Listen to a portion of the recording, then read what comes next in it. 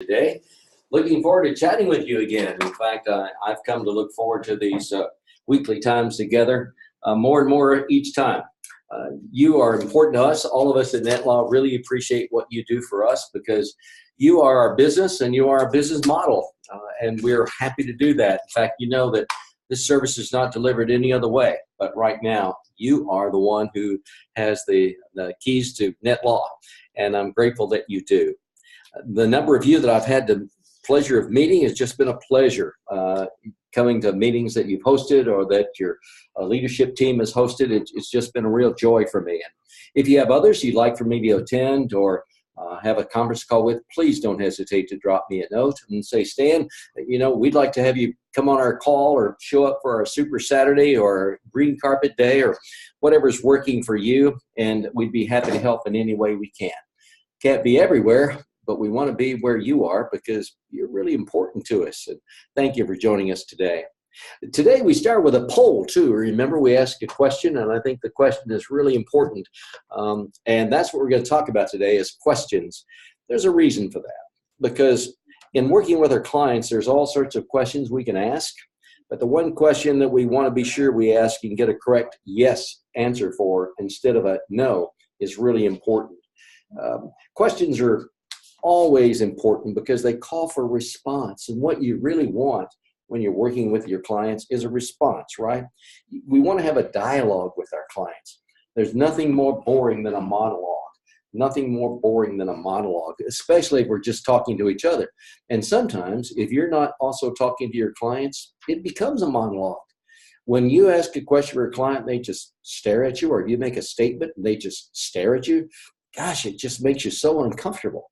So the key is knowing how to answer questions. And why? Because you have practice doing that, right? We talk about our family. Our children want to know, what's our heritage, Mom? Tell me about my grandfather. In fact, there's a whole business built, as you know, Ancestry.com, on just learning more about family. We want to know more about our family. And when you ask those questions, they always demand an answer. One of the things that Ancestry.com, as you know, they give you your ethnic origins and where your family originated. Really fascinating. But asking those questions reveals something about you. Well, you have questions about faith, right? Everyone wants to know at some point in their life, why am I here? And so questions about faith are something that we answer on behalf of our children, we answer on behalf of the people around us, and sometimes it's important for us to share what it is we believe, because faith really tells us a lot about who we are as a person, doesn't it? And then the other things that we need to know about that's really important are history. Gosh, American history, or the history of your particular country, the history of your family, the history of how you came to have this particular profession, those are things we always share. Let me tell you how I got here. My story is one that has a story about family, faith, and history, and so is yours. And I want to know your story. One of the questions I like to ask folks is, tell me about you. Just tell me about you. And my guess is nearly every time I've done that, it's been about family, faith, and history. Questions are really important. And then the news, oh my goodness, is this true or false, right? We could have a true or false question on the news every day, but once you ask the question, you begin to get that in-depth understanding instead of just saying, oh, I heard what they said. What did that mean about? What did that say about? Questions help us get clarification. And entertainment, gosh, what movie should I see this week? What movies have you seen that have been good? We want some validation, don't we, about things. And when you ask a question, you're getting another person's response. And there's certain kind of entertainment that some of us are interested in that others don't have an interest in. The questions help clarify that. Politics, oh my goodness, that's a question that most people are trying not to talk about much anymore because there are wide divergences in what we think about politics. In fact, many of these questions are not questions you're going to want to talk about with your clients. Politics, exceptionally. Entertainment, news, history, faith is important. You want to know what people's values are. Family's important. But when it comes to politics, those are sometimes answers we do not want to hear. Especially if you ever ask a question and you got 14 pages of script. Oh my goodness. They just go on and on and on. You have to be careful. But questions are important. And the reason they're interesting is they're always more significant than a statement. A statement says, I like the movie Green Panther, which we did. Black Panther, rather. Green Hornet was another movie, but Black Panther, I thought that was a terrific movie. And we're going to talk about that some next week, about some implications from that film. But when you say, well, I like the movie, or it's more interesting to say, have you seen Black Panther? It's more interesting to say, did you see the Disney movie Coco? Gosh, what a fantastic movie. Questions are more interesting than statements. I can say, I saw Black Panther. What if they ignore it? So what? I don't care what you saw. But if you ask the question, it brings the client in. So questions are critical. They always call for an answer, and that means you get a response. And that's what you do to create relationships. As a salesperson, I want to have a positive relationship with every prospect and with every client. And I don't do it by making statements. Hi there, I'm Stan Craig. I'm really smart and I'm here to help you. That doesn't work. Questions work. When you want to create a relationship with a client, when you want to build a relationship with a new acquaintance, you have to use questions. Why questions? It's not an interrogation, is it? No, but questions are important because I want to know more about you. You may remember it in a dating relationship when you were a teenager, or you may be in creating a new relationship now with a significant person. You want to know more about them. So the question I said earlier is, tell me about you. I really want to know more about you. My wife and I have been married for 39 years. She keeps reminding me of that, so I won't forget it because our anniversary is coming up soon. But every day it's knowing and learning more together. And that's one of the excitement about a good relationship is you're always knowing and learning more and more, because you can't do that in one conversation.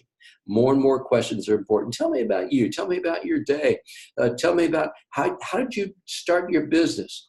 Tell me about whatever you want to ask. That question, tell me about, or could I ask you a question about, will help you know more and more about your clients. And that's how you build what? Relationships. There's something else that's really important. It helps you understand. You can know things and not understand them, right? You can say, well, Stan's a Kentuckian. That doesn't tell you much about me at all. If you know that our family started out very, very poor, on the edge of poverty, that we lived on the far side of the tracks, that we grew up without indoor plumbing and all those silly things, that tells you a little bit more about me than to know that we grew up in Kentucky. If you know, I worked for Merrill Lynch for 27 years, that I traveled all over the world talking to financial advisors and creating the kind of relationships that they could build with their clients, then it tells you a little bit more about me. But if I just said I worked for Merrill Lynch, period, well, I could have, done wiring for Merrill Lynch offices, and that would have been the same thing, unless you understand what's happening. The question is, so what did you do for that? What were you doing then? Tell me about your military career. What did you do when you were in the Navy? Tell me about being a teacher. What subject do you teach? Why did you choose that subject? These questions are vital to build relationships. And then what else happens? You start appreciating people more. I have really enjoyed meeting many of you at times when we've been together, conversations, whether it be formal or just in a social setting. I was asking an agent just the other day, you retired from the Navy. Tell me about that. Tell me what you did in the Navy. Gosh, you start appreciating more and more and more the kind of lives that people have led. I find people are really interesting. And once you know some of the hardships, some of the things they've overcome, it's really important. And then it reveals a lot about people when you ask a question. Answers are very revealing. I know we talk about all sorts of things that can be revealing, but the most transparency comes when people ask questions and you respond, or your client responds. That's why it's so much easier to say, tell me about your savings habits. Are you a saver or a spender? What would you say? Doesn't the answer to that reveal a lot about your client? Especially when he says, listen, we spend everything because we don't have any money to save. Well, what does that tell you? Does it tell you they need some budget counseling? Does it tell you that they need to set aside small amounts of money because everyone needs protection? Questions are revealing. Are you a saver or a spender? What would you say, you and your family? You make it, answers you don't want. Well, I'm the saver and my husband's a spender. That can happen. And there's sometimes that there's more revealing answers than you really want. But it builds trust. The more I know about you, the more I know about your business and how it's constructed, the more I know about how important recruiting is to you, how important it is to have other people working with you, how important it is to create your own sales team. Gosh, my comments are far more relevant. It builds trust when we know each other. The other thing it does, it builds sharing, because the truth is, when I tell you something, most of the time people respond back. I can say, Gloria and I have 6 children. Do you have a family? Gosh, once I shared I have 6, people start talking about it. If we say, Gloria and I have just moved to Florida. We moved here from Kentucky and we're really happy here. The next question people say is, well, why did you move? It starts a sharing. And then it's easy for me to say, tell me about what brought you here. Questions are so important because relationships grow out of smart, open-ended questions, not yes or no questions, but open-ended questions, the tell me sort of question. And then once I understand who you are, it becomes so much easier to commit time to you. It becomes easier to talk with you.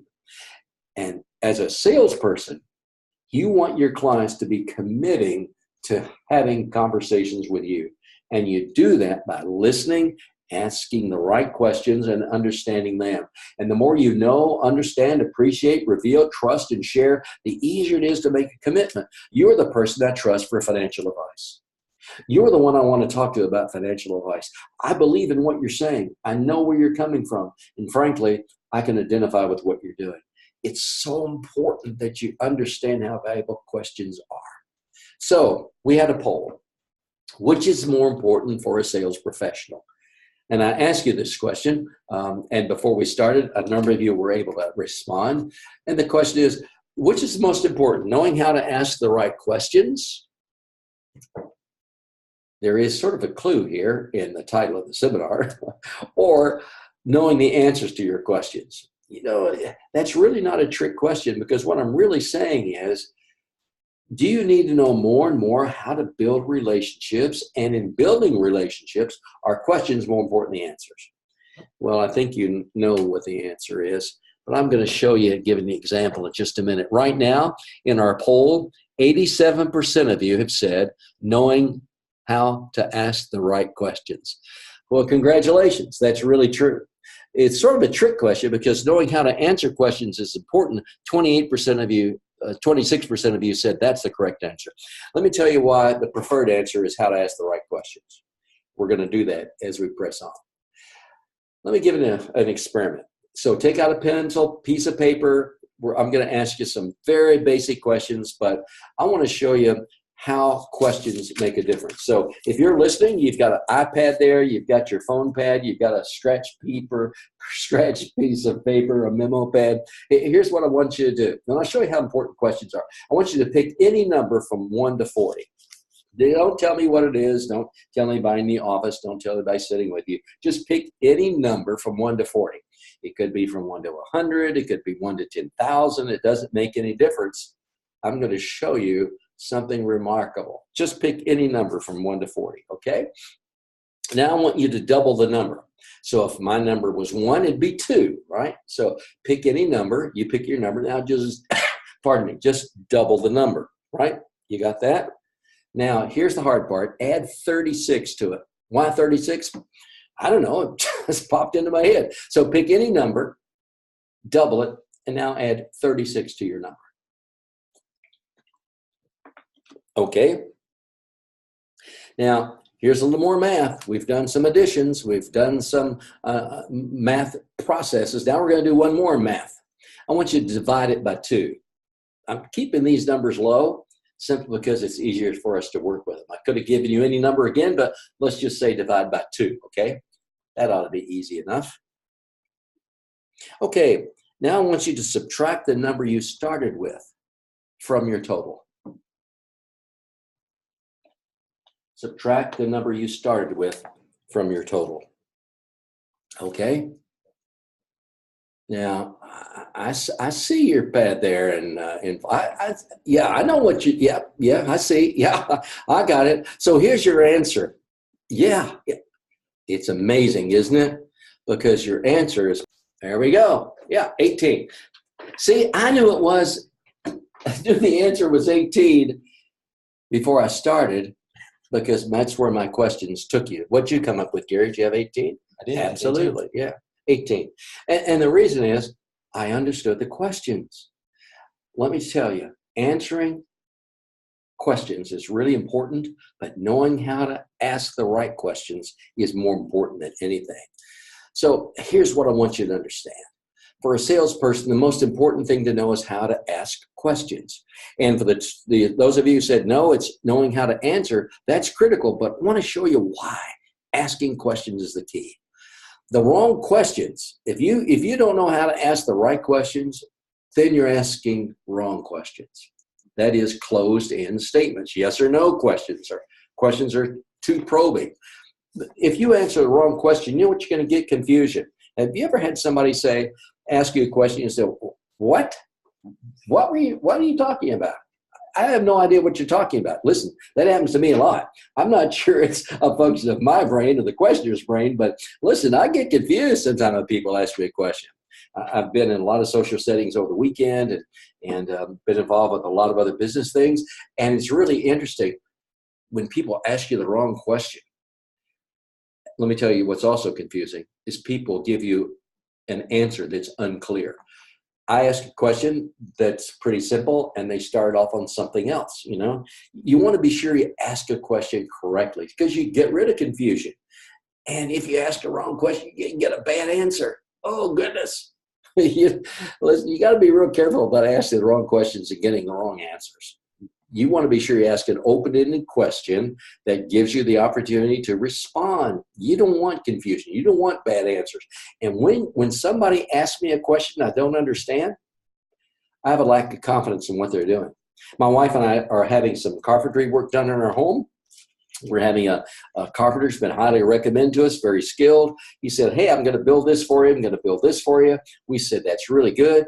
I said to him specifically, I want it to be open by what I'm talking about is just an entry mudroom in the house where we can sit down, take off shoes, put newspapers, put in the mail, stack up things, hang coats, just right inside when you come in through the garage entrance. So sure, I can do that. So he described it to us. So he built it. And my wife said, yeah, you're going to be a little surprised here because when you told him you wanted unfinished, he thought you meant not finish it. What? No. The problem was I told him I didn't want to put drawers or cabinet doors on. I want to just slide boxes, not boxes, but baskets under the bench to keep things in that were relevant and were coming and going. For example, walking the dog, his leash and his harness. I wanted to have those things right there. Slide back into. Well, he thought unfinished meant don't finish the bottom of the cabinet. What? Whose fault was that? It was mine for not asking questions. What does that mean to you? And it was his for not asking questions. When you say unfinished, Mr. Craig, what do you mean? And you know what the result is? My wife says, we might ought to consider another carpenter. You've got to be able to ask the right questions. And when somebody asks you a question that's confusing, you need to say, what did you mean by that? You also want to be sure that when you do that, you're avoiding misunderstandings. In fact, we would have had no misunderstanding had the carpenter asked me, what do you mean by that? Or had I said to him, what does unfinished mean to you? Because wrong questions produce wrong answers and wasted time. Gosh, I don't want to go back and have this conversation again with the carpenter, and he doesn't want to have the conversation with me. He just would have liked to have just finished it the way I wanted it, but we didn't because we asked the wrong questions. And the difficulty is you get poor results. Now, let me ask you a question. Does that just happen in carpentry? No. It happens when you're buying a car. It happens when you're buying a home. It happens when you're discussing an event or a time with your wife or your significant others, discussing with your children, things that you're planning. It happens all the time. We get confused, we get bad answers, we lack confidence, misunderstanding, wasted time, and poor results, and everybody's unhappy if you don't know how to answer the right questions and clarify them. But not knowing the right answer, you know why that's not a problem? Because you can always find it later. when I was in one of my advanced educational programs, my professor said, I can't teach you everything there is to know about this, but I can teach you where to find it. We would be here a lifetime if I tried to teach you everything you should know about it. What I am going to do is be sure you know where to find the answers. So not knowing the answer is not all that difficult because you can find it later. You can always look it up right now. My goodness. I hate to tell you how old I am, but I know what an encyclopedia is. I actually do know what an encyclopedia is. I've actually held an encyclopedia in my hand, yes, and looked up something. I know what a Dewey Decimal System is, what a card system is. I'm really old because now you just Google it. I mean, Wikipedia. There's so many ways to find answers. So not knowing the right answer should be a problem. You can find it later. You can look it up. You can research it some more. In fact, you can understand everything you want to know about any subject and have all the knowledge of the world in your hand. With your iPad or your computer or your smartphone, you can find answers really quick. And the reason I want to do that is I want to be sure the answer I give you is correct. So when a client says, is estate planning really necessary in California? If you don't know that answer, because is it necessary is one question. Is it necessary in California is another. So the correct answer is, what you're saying is you want to be sure, does estate planning fit into the laws of California for families? Is it important? I want to be sure the answer I give you is correct. So let me look that up for you. If someone says, do you have to have a durable power of attorney with you when you go to the hospital? If you don't know the answer to that, then you want to say, I want to be sure the answer I give you is correct. So I'm going to do a little more research and I'll get back to you. I haven't been asked that before. It's a really significant question because the truth is, questions I don't know the answer to are questions I haven't been asked before. If you've asked me a question before, I probably are going to remember what the answer is. So it's often easy to say, I haven't been asked that before, especially when it's true, right? And the other thing is easy. Can I get back to you? So if somebody asks me a question I don't know the answer to, it's easy to see, can I get back to you? It's so easy to say, and people accept that. It doesn't mean I'm ignoring you. It doesn't mean I don't care about you. It means I want to be sure the answer I give you is correct. I really haven't been asked that before, so can I get back to you? Everyone you talk to appreciates that kind of honesty. But if you haven't asked the right questions, you're never going to get around to giving answers. That's why it's really important. So I hope you understand then how important it is to ask questions. And the title of this seminar was, what's the one question your client dare not answer no to? What's the one question your client dare not answer no to? And it's this question: do you have a will? It is tragic if your client says no. You have to ask this question. This is a perfect question. I'm going to show you how to answer it in just a minute, but it's really important that your client has a will. And when you ask that question, I'm not doing it for me. Do I have an interest in it? Yes, but it's a pretty small financial interest, truthfully. But for you, it has major financial implications. For your client, it has major financial implications. And you want to know in the back of your mind, your motivation for doing this is not just so you can have a NetLaw transaction. Not just so you can be sure that you learn more about your client, but the motivation is to help the client solve a major problem. I've told you, when I started at Merrill Lynch as a financial advisor, I was a missionary for money. My whole idea was that, listen, I grew up poor and in poverty because we didn't understand how money worked. And once I learned, gosh, I wanted other people to know. No one should have to live in the kind of bad circumstances that we lived in. Just some simple basic things like you cannot borrow your way out of debt. Well, that's pretty logical, isn't it? You can't borrow your way out of debt because the more money you borrow to pay off debt, the more debt you get. And yet, so many people do not know that you can't borrow your way out of debt. There are just so many things in financial literacy that are important. And that's what I love about what you do.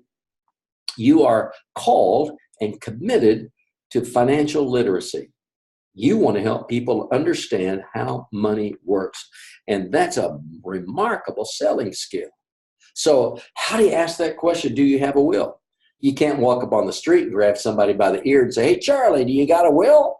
You can't grab a lady by the hair and say, babe, before you go away, do you have a will? You know, you can't sit at the lunch table wherever you work or have lunch and say, hey, everybody here, everybody's ready to die, hold up your hand. You know, that's not going to work very well, because it has to be asked in the context of a relationship. So how do you ask the question? Well, here's one suggestion. First is to make a statement. Our firm is committed to financial literacy. Now, let me tell you, this is just my suggestions. You can say, listen, do you know why I do what I do? Because I'm committed to financial literacy. I really believe that every client, everyone I speak to, whether they're a client or not, really ought to know some basic financial truths. And in doing so, prosper with that knowledge. You can take this and write it any way you want to, but you want to make a statement before you ask the question. You need permission to ask. And so what we're talking about here is permission-based marketing. Seth Godin's written a whole book on permission-based marketing. That's Seth, S-E-T-H, Godin, G-O-D-I-N. A whole book on permission-based marketing. And that's what you want to do. You don't want to be intrusive. It's easy for me to say our firm is committed to financial literacy. And every client ought to know some basic financial truths, and not just know them, but be helped to prosper with that knowledge, right? Wouldn't you agree with that? For me, this is easy and conversational. And frankly, you ought to make it your easy conversational question. Use your language, rearrange it. But 1 is commitment, 2 is literacy, 3 is truths, and 3 is prosper with the knowledge. You want to prosper with the knowledge. So with that in mind, may I ask you a question? And here's the how to ask. 1, set it up with a statement. Permission-based marketing may ask you a question, and the question is this: do you have a will, and is it up to date? Pretty simple. Do you have a will, and is it up to date? That's really important. The reason it's important, if someone said to you, well, why is that important? What difference does it make? No, I don't have a will, and I don't see that I need one. And if I had one, I'm not sure it'd be up to date. You know, these are not easy questions for people to deal with, especially if you say, hold up your hand in the lunchroom, who's going to die next? Everybody have a will? You have to establish that relationship about financial literacy. So you've just said everyone ought to have basic truth. You've just said, I want to tell you how to prosper with that knowledge. You have a will, and do you have it up to date? And he says, you know, what difference does it make? Wow, let me just show you. Answering no is not wise at all. Not wise at all, but especially if you have children. And we'll say that again, if you have children. I cannot tell you how many siblings, brothers and sisters, argue and fight and never speak to each other again because of something that happened when dealing with a will. Just the other day, my wife and I were chatting together, and we said, so what's the problem there? And said, well, she doesn't talk to her sister. She hadn't spoken to her in years. He doesn't speak to his brother, hasn't spoken to him in years. He doesn't even know if they have. What happened? You know what happened. They argued, and let me tell you what the argument was over. It's always over Money. If you have children, you don't want to set them at each other's throats. If you have more than one child, you especially don't. Gloria and I have 6 children. I don't want Chris to argue with Andrea, or Tony to argue with Mark, or our grandchildren to argue with each other, or something that I could have solved the problem before. If you have children, if you're married, listen, marriage is a wonderful gift. I mean, my wife and I celebrate our relationship and our marriage, but if you're married, you have to have this done. You have to have this done. Well, no, everything is going to go to her. No, it won't. Why? Because if you don't have the will, the state's going to tell you how things are going to go. If you have any assets at all, the state will say, here's how it's going. My mom was in a second marriage, and we're going to talk about that again. If you've been married more than once, my mom was in a second marriage, and her husband and her were married for 35 years, actually 41 years.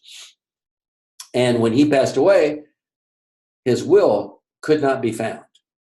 Now remember, one thing about NetLaw is you have access to the documents digitally if you pay that $8 a month. So mom couldn't find Will's will, her husband's will. His name happened to be Will. So William's will couldn't be found. So because it couldn't be found, the state said, oh, well, we have to follow the state law. Well, what's that? 50% goes to you, wife, and 50% is divided among the children. That's the law in the state of Kentucky.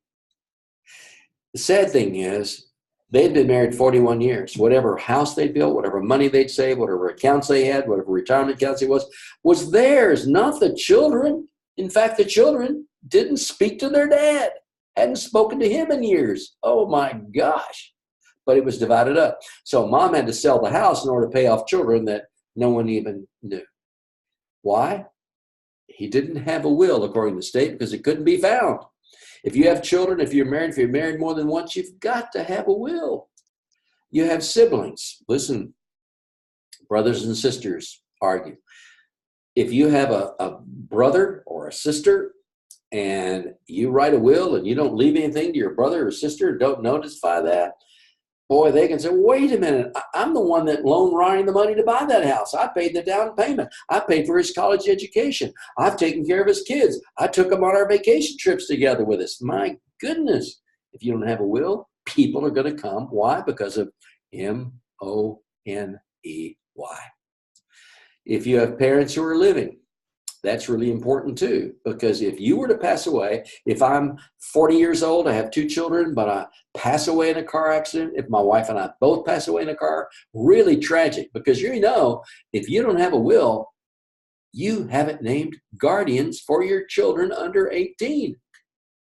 If your parents are living, they may have a claim on the children, and your parents maybe have bad habits, got caught up in some drug or alcohol problems, or they're living in another country. I mean, golly, you've got to know, you've got to have a will. And if your parents are living, they're going to be entitled to part of your assets in most state laws. If you own any property, people are going to argue over it. Remember, Jane Bryant Quinn, a wonderful financial writer, says, if you have stuff, somebody's going to want your stuff. It's sad. But it's true. It's true. I'm telling you this for your client's own good. Remember, this is what you want to share with clients. And if you own property in more than one state, you really have to have a will, because you may need 2. Because if I own property in Florida and in Kentucky, Kentucky's laws are different than Florida's laws. If I live in California and own something in Las Vegas, if I live in Las Vegas and own something in Texas, if I have a vacation home in Mexico or in Ireland, golly, that's going to be complicated. Listen, you've got to have a will. If the client says no, it's just not smart. And you want to help them to make smart decisions. Why? Number 1, because you care about them. Number 2, because you want to share with them financial knowledge that's going to prosper them and their family. Why a will? Listen, here's the simplest way I know to explain to your client. Listen, every sport, basketball and football and soccer and hockey and basketball, horse racing, NASCAR. Listen, even the WWF, the World Wrestling Federation, has a referee, right? They all have referees. Why? Whether you like them or not, because a referee helps prevent fighting. I mean, have you ever seen, remember that old joke? I went to a hockey game and a fight broke out, or I went to a fight and a hockey game broke out. Golly, fighting doesn't help anybody. And when they clear the bench in baseball or players push each other around the NBA finals, you got to have that referee, because he stops that. He keeps order, and he or she assists everyone in trusting the outcome. That last thing is really important. A referee allows you to have confidence in the outcome because somebody neutral, impartial made the decisions. Someone with authority made the decisions. Someone with knowledge made the decisions. Do you know why you need a will? Because a will allows you to be the referee for your family when you are no longer there. That's the truth. Why do you need a will? Because a will allow you to be the referee for your family when you're no longer there. A will says, this is what's going to happen. Your will establishes order. I've said, I want my wife to have this. I've said, I want my children to have this. I've said, I want my estate to reflect this legacy gift to this organization. It says, this goes to this child, this goes to this child. This child is troubled and has difficulty. Her assets are going to go into a trust because if I give her whatever dollars I give her are going to be spent tomorrow on M&Ms and shoe shines, right? She wants the shiniest shoes in the park. Well, I don't know. But the truth is your will establish order. And you know what else it will do? I didn't even like writing this up there. But I will tell you, families fight. And if there's any sort of family problem before death, let me just tell you, it multiplies after death. You know why you need a will? You need a will in order to establish order, prevent fighting among the people you love, and you need a will to put trust in the outcome. If daddy said this, if mom said this, if mom and dad agreed to this, then that's what we're going to do. However, if it's you saying it, Charlie O, if it's you saying Mr. Attorney, if it's you saying it, brother-in-law, if it's you saying sister-in-law, if you're saying grandkid, then I don't care what you say because I have a voice in it too. Listen, your will establishes order, it prevents fighting, and establishes trust in the outcome. You need to have a will.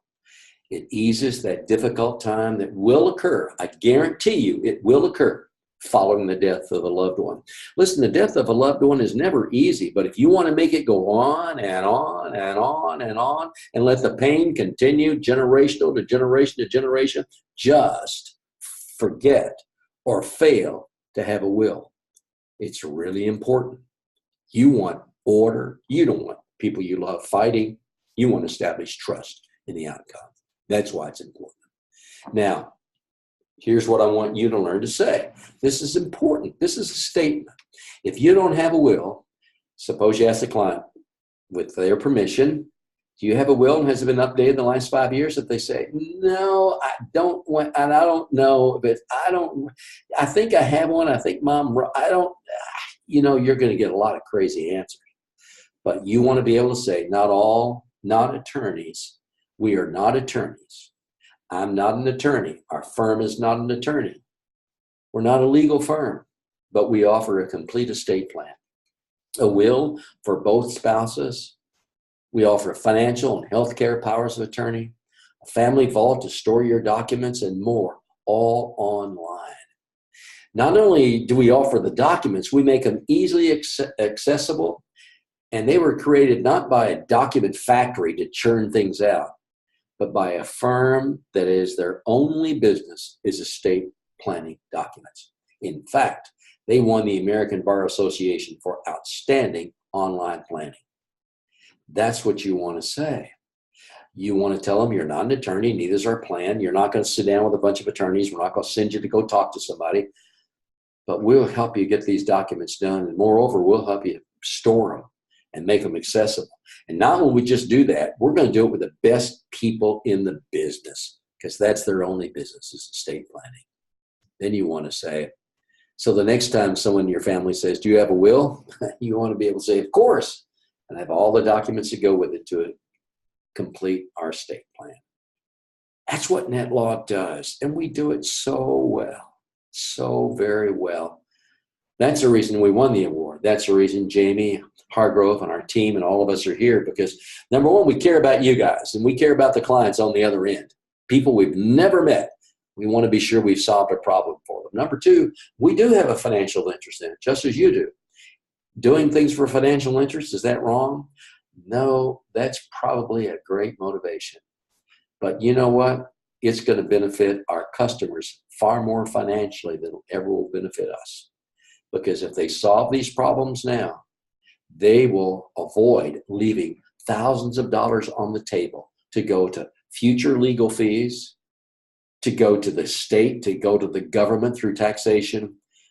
Your clients will be leaving thousands, potentially hundreds of thousands, potentially even millions on the table by not having a proper will and having it up to date.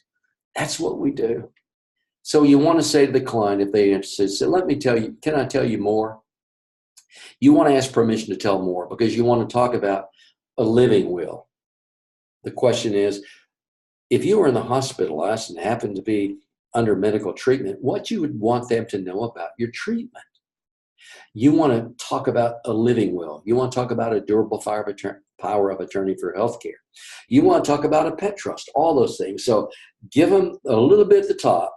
You know, you don't want to pour the whole bottle down the baby when they said they want to drink. You want them to take it in small bites. So can I tell you more?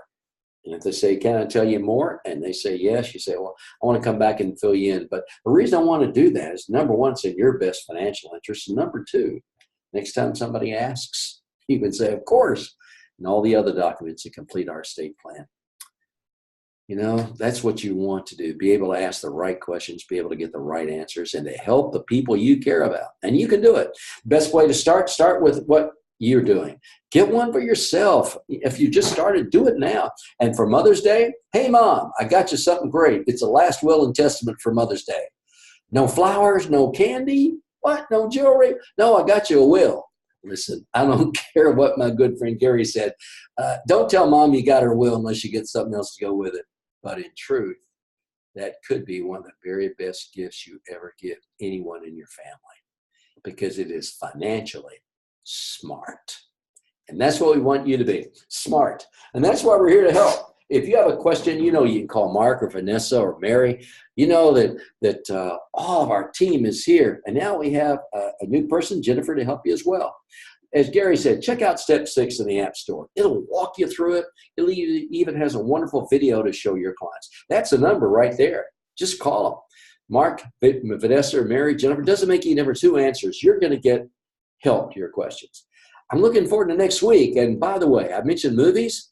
Next week, we're going to talk about what was that noise? Next week, we're going to talk about the Black Panther. I want to ask you a question. Here's one of those questions that we talked about.